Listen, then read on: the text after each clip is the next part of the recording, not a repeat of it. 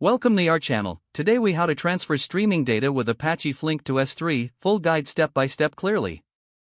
To transfer streaming data with Apache Flink to S3, start by setting up your development environment. Ensure you have Java and Apache Flink installed on your machine. Next, create a new Maven project to manage your dependencies. In your pom.xml, add the necessary dependencies for Flink and the S3 connector. Compile your project to ensure all dependencies are resolved correctly. Now, create a new Flink job class that will contain your streaming logic. Initialize a local execution environment within your main method. Set up a data source, which could be a socket, Kafka, or any other supported source. Define a data stream and apply any transformations you need. To write the stream to S3, use the S3 sync class from the Flink S3 connector. Configure the S3 sync with your desired output settings, including the bucket and path. Set your AWS credentials, either through the AWS SDK or by specifying them in your Flink configuration. Implement the sync in your data stream pipeline. Execute your Flink job by calling the execute method on the execution environment.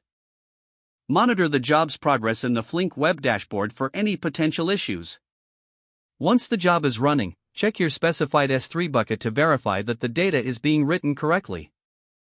Finally, ensure that your data in S3 is in the expected format and is accessible for further analysis. If the page does not load, refresh the browser or try again in a private or incognito window. Make sure you are using the correct email address, then retype it carefully to avoid small typos.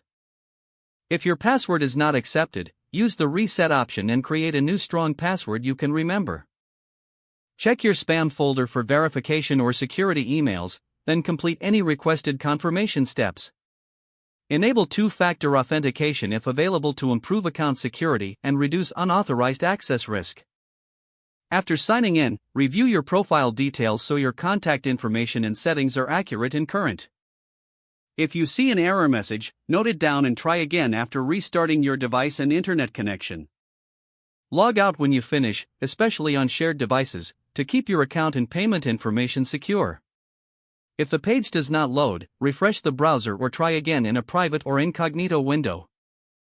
Make sure you are using the correct email address, then retype it carefully to avoid small typos. If your password is not accepted, use the reset option and create a new strong password you can remember. Don't forget to like this video and subscribe to our channel for more step-by-step tech guides.